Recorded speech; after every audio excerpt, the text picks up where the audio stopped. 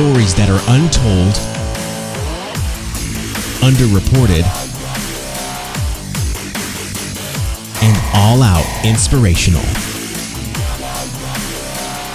Carey Pena reports. Hi everyone, I'm Carey Pena. Thank you so much for watching Carey Pena Reports on Facebook and on YouTube, and for listening to our podcast on iTunes and Stitcher. You can always connect with us online at inspiredmedia360.com. This show is all about sharing out stories that will inspire you. And in studio with us today, a woman who brings inspiration to the masses, Auctioneer, and my good friend Letitia Frye. Thank you so much for coming back. Thanks, Carey. Thanks for having me. On your way out of town, as you're always on a flight heading somewhere. It's true. It's true. You have gained a national reputation for being extremely involved in causes that make a difference. And I know a lot of people wonder where you get your energy from. That's a good question, because I don't even drink caffeine. You don't drink any caffeine? I mean, a little sip of Coca-Cola once in a while before I get on stage, but I don't. So a lot of my energy actually comes from running. So this morning, despite the fact it's about 108 out right now, I did run 6 miles this morning. That's where I get my energy, the runs. Even when I'm on the road, I do it. And you are also an incredibly passionate person, and you do things that you care about. Extremely. And I wanted to invite you to the studio today because you are bringing awareness to an organization that is important and personal to you. And we'll be talking in this interview about a tragedy that happened recently in your own life. It is your first public interview talking about this. And it's a difficult thing to discuss, but it is important. And we're going to share all of this with our audience. But first, I'd like for you to explain more about the efforts of this organization that we're talking about, 1 in 10. So 1 in 10, whether you're in Phoenix or not, 25 years it's been. It's based essentially LGBTQ, our lesbian, bi, transgender, and questioning group of youth. It is a support system, and basically what I would like to say is a leadership development. It works with youth as young as 10, and basically they graduate out at 25. And it works both through mental health, it works through education, working through support systems, also expression of the arts. The largest gay camp for youth held here in Prescott, Arizona, I have met children from Mexico, as far as London. They come from Utah, all over the United States, right here in Arizona. And 1 in 10 basically is a base for all sorts of services for youth that fall into the LGBTQ community, as well as the fact that they're looking to develop leaders for all of our community that happen to fall to be either gay or trans. It's a leadership development. And for those who might be watching or listening and say, well, that's not really my issue, that's not an issue that impacts me, it truly isn't about acceptance and tolerance, and that is something that we need a lot more of in our world. You know, it's interesting. It's been years since I've been involved in this, and mostly also because there are even growing up, a number of people in my family that are gay. And so I just didn't grow up with that inability to accept, because I loved my uncles or I loved my aunts, and I just didn't know any difference until I became more of an adult. And to me, I used to think it was about acceptance or tolerance, and now to me it's more than that. It's about celebration. It's not being tolerant of a person for their differences. It's being celebratory of our similarities. You know what? That's a great way to put it. I hadn't thought about it in that way before, but I love that. Yeah. So that kind of brings me to the point where I want to talk more about what has happened in your life. So we can't do that without first introducing your incredible boyfriend. So in 2017, you met a man named Mark Holland. I did. And he captured your heart. He did. We call him the keeper. He is the keeper. And you guys had an interesting first date, a conversation that was pretty deep. Yeah, we did. We had our first date in San Francisco, and pretty much not even that far into it, Mark said, there's something I have to say, and I completely understand if you can't handle it, but I just need you to know, because I can't date you if you can't handle it. And that subject matter was, I have a transgender son. And just as simple as that. And which point I smiled. And at first he kind of thought, are you laughing at that? And I said, no, you probably couldn't have said something better if you tried. Pretty much I was like, I just fell in love on the spot. So. What was it that you fell in love so much when he said that? Because I asked him, so you're telling me you have a transgender son, and you're telling me that his needs and being his father comes above your needs to date or anything else. In other words, you're in the picture, you're supportive, and you're going to put that out there as your primary concern. And he said, yes. I said, then you are the man I've been waiting for all of my life. Tell me about Mark's son. Axel, an amazing human being. I always had an expression with Axel, the world needs more Axels. Because we have enough vanilla cookie cutter sort of thing. Axel had the ability, really sharp sense of humor, way smarter beyond his years. When I met him, he was 16, and basically artistic, incredibly passionate about others. In fact, if I think that I am someone that can advocate for the well-being of those that are perhaps don't have a voice or are underserved, I don't think I've met a young person who took it almost too personally, literally wanting to right the wrongs in the world, literally wanting to stand up for individual friends or people that had been bullied or physically abused or in any way. He wanted to be a voice to the voiceless all the time. Passionate young man. Born a girl. Yes. But always identified as a boy. Yes. Born Jenna and became Axel. Can you tell me a little bit more about how Mark, and I understand that his ex-wife was very supportive, how they came to understand what Axel was going through, and more than understanding, support who he wanted to be and actually knew he was. Yeah. So Axel was very lucky to have a wonderful mother, a wonderful father, and wonderful grandparents and cousins. It's an incredible support system and a sister, all of whom I wish that I could meet more of, that were embracing and absolutely supportive of the choice not only to identify as a male coming from a female, but to go and have a mastectomy, to actually take the hormones and fully cross over by the age of 17 and legally identified in the state of California as a male.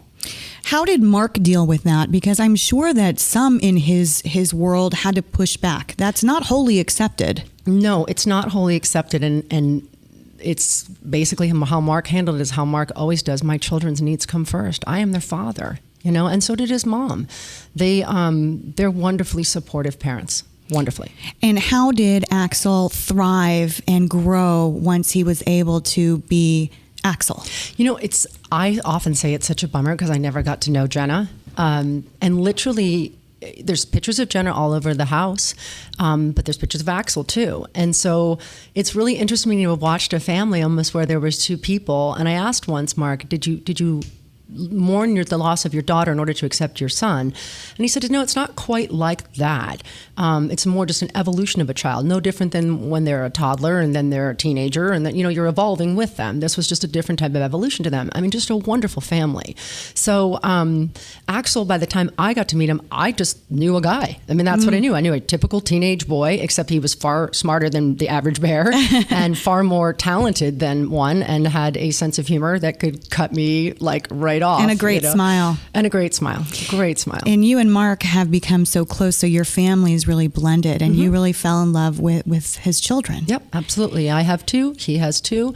And in my eyes, he had a boy and a girl. I have a boy and a girl. They're similar in age, and we were blended in our family. Take me to the day that tragedy struck. So tragedy struck for us on April 10th. And basically, Mark we do the long distance back forth. He lives in Los Gatos, California, and I live here, and we spend our time and split our time, as well as bringing our kids back and forth from both areas. He had been here. His former wife and his daughter were leaving on a wonderful trip that they had planned. And by all accounts, everything was great. He went home. Axel had told Grandma that he was going to school, dropping the dogs off at Mom's house. And as far as everyone knew, that's how that was. And as the day progressed, Mark told me, because it seemed so strange, that Axel's phone was going straight to voicemail.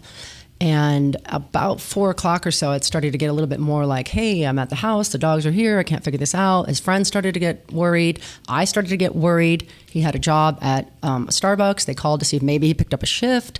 And it became apparent more and more that something was wrong. At which point, one of the friends that was there at the house looking noticed that his car was in the garage. And he was in the car. And he had actually taken his life and planned it out. He had left a note. And he, at the tender age of 17, said goodbye to the world. When did Mark find out? Mark is the one that found him. So Mark is the one that went in the garage too and found his son. And so I think that's one of probably the most heartbreaking parts of this, to watch someone you love have experienced what any parent that in my line of work, working with children with cancer and other parts, every parent that's lost a child has a certain look in their eye.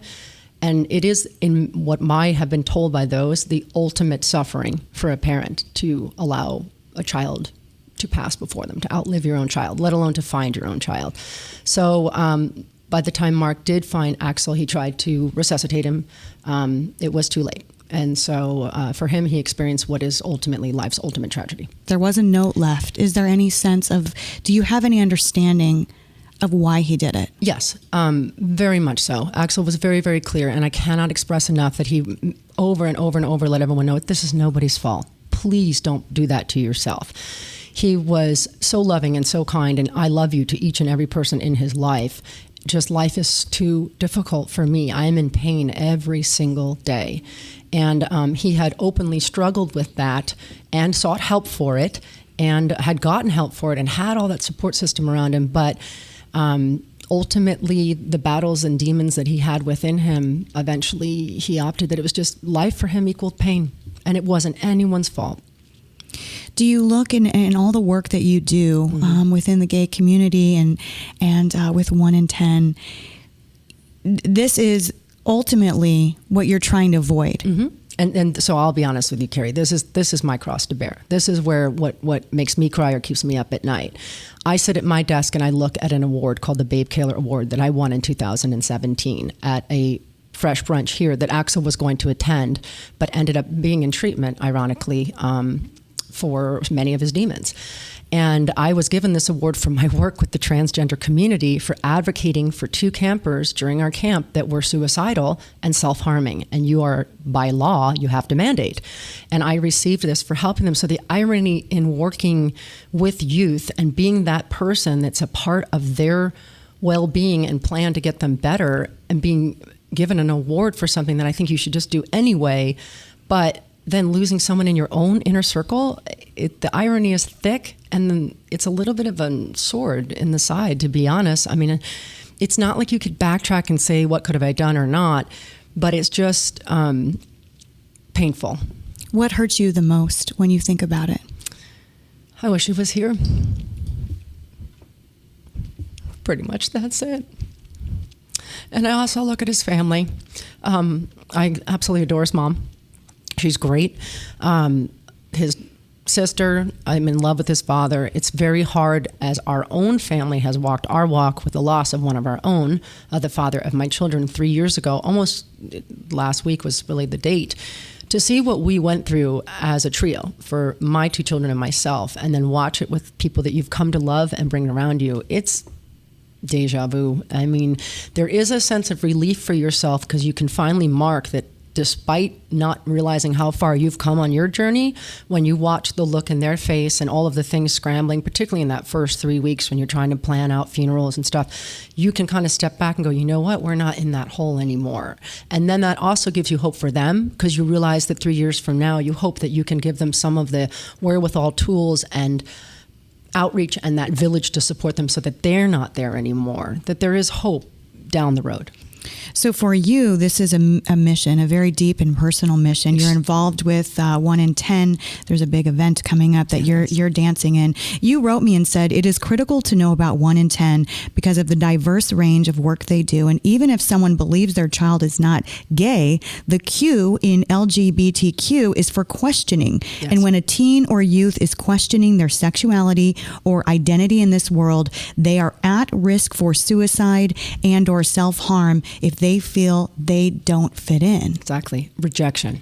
And one of the things I love about 1 in 10, they don't ask, kids, youth come in. They don't ask. They're not asking you to identify. When I went to camp, it's the first time I've ever heard about PGP. It's your preferred gender pronoun. It never occurred to me that someone that didn't identify, if I said, I'm a female or anything respectful, you could call me, hey dude, I won't, doesn't bother me, but these are youth. They don't ask any questions. The door is open. So you might have a child questioning the very fact of perhaps they feel alien in their body. It may or may not lead to the fact that they might be lesbian or gay or bi or even trans, or they might just be going through a transformational time in their life where things are confusing. What I love about 1 in 10, they are welcome. They are all welcome. And perhaps they'll find out that answer through the programming, and maybe they are, or maybe they find out the answer is I'm not. Because the other thing you'll find at these camps, straight allies. Kids that are confused because they have a friend or a loved one that was. straight allies are as just as much a part of this community. That's me. And that is these kids. I have kids that come to this camp to better understand their own sibling or their friend or someone that they know in their family. They count too. That's the questioning. Am I not? And what is this? You're raising really important money for the organization at this dance event, and what you're doing is unique. Tell us about it and why. Oh, am I getting out of my comfort zone, Carey? Okay, I love to dance, but I have to say, when you watch shows like Dancing with the Stars and you see like someone in the NFL and wow, are they out of their realm? That's kind of me right now. Ballroom dancing is really in and of itself an art form that people don't understand how much work goes into it. So dancing for 1 in 10 involves professional dancers that are professional competitive dancers, ballroom dancers, and I'm partnered with, for the first time in the history of this event, a woman. And I did it on purpose because I've attended the event and it's a lot of fun. And I have had male to male dancers and male to female dancers, and they have had some of our drag queens have danced and a variety, but never woman to woman. And I felt like we were overlooking a part of the society. And to be honest, the director of the camp, who's an amazing young woman and is lesbian, noticed, why hasn't anyone done this? So I thought, well, I'll do it, So Jordan and I are both single moms, and she's a professional dancer and I am not, and that's becoming painfully obvious, are dancing together. We are dancing together. We are dancing for Axel. We're dancing with a primary emphasis on support for our transgender youth, but for 1 in 10 in general. What do you want people to know about Axel's story? What should they learn when they hear Axel's story? Don't judge. Please don't judge. I'm going to give an enormous kudos to the individuals that interviewed Axel for his job at Starbucks. He was going to college. He should have graduated this past spring. Those individuals only saw this beautiful human being that was so talented, so funny, so good. And ultimately, the irony with Axel is he wanted to study nursing. He wanted to help people. And so I think the one thing I'd hope anyone that comes across a child or a youth that's different in any capacity, please don't judge. And by all means, if you do know that they are transgender or perhaps have had a situation where they've decided that they have a different identity, either sexually or just how they feel as a human being, be acceptance of that, because that key word in there is human being. When you see Axel's picture, what do you think? I miss him. I also can't help but think the words that come right away is just the world lost an opportunity, because I would have loved to have seen what Axel could have achieved in his life, because, as I said, the world needs more Axels. And we really do, because Axel wasn't afraid to buck the system or be a disruptor in the essence for those that could not disrupt for themselves. He was not afraid to express a voice for those that are voiceless, and he had no problem being in and around, perhaps, for example, his father once cut himself deeply on a glass. He was right there to put the tourniquet. I can't do that. I think he would have been an amazing nurse with an incredible bedside manner to relate to any human being because of the struggles he had been through and the way that he had learned about the struggles that we all face that many of us just aren't brave enough to talk about. He was. I am just so sorry for Thanks. Mark and for Axel's mom and for all of you who loved him. I never had a chance to meet him, but I can just see that beautiful smile. He's great. So I hope that his legacy lives on, and I commend you for going outside your comfort zone time and time again to try to make a difference. It's funny, Carey, I have to say something that my son recently was going to a leadership camp and he said, Mom, I'm terrified. And I said, that's great. And he said, what do you mean? I said, son, there's a couple different types of fear. And what I've learned over the years is whenever I'm about to do something, like the first time I went to gay camp or anything, I was terrified. That fear tells me I'm going in the right direction, because that fear right there is an indicator of growth. And he ended up going, and he had the time of his life, and he came home and said, you're right. I said, there's different types of fear. The type of fear of I shouldn't walk down this dark alley alone. But then there's the fear of, wow, I'm really afraid, because you're about to get out of your comfort zone. And getting out of that comfort zone means growth. Growth is good. Well, I will be there to cheer you on when you do your ballroom dance. Well, let's just say this. It's called Around the World, and so you had to pick a region, and we are Latin American, so it is mambo and salsa and a little hip hop. So. You never disappoint, my friend. And for all those who are listening and watching, if you're in Phoenix and you want to learn more about this event, or just in general, if you want to learn more about the amazing work that 1 in 10 is doing, you can go to onein10.org. Thank you so much, Tish. Thanks, Carey. It's been a pleasure. And thanks for being with us, everyone. You can find me on Facebook and Instagram at Carey Pena and on Twitter at Carey Pena TV. We have new episodes of our podcast coming out every single week. We hope that you'll jump onto our website, inspiredmedia360.com, and subscribe. We are always looking to share out inspiration with the world. Until next time, stay inspired.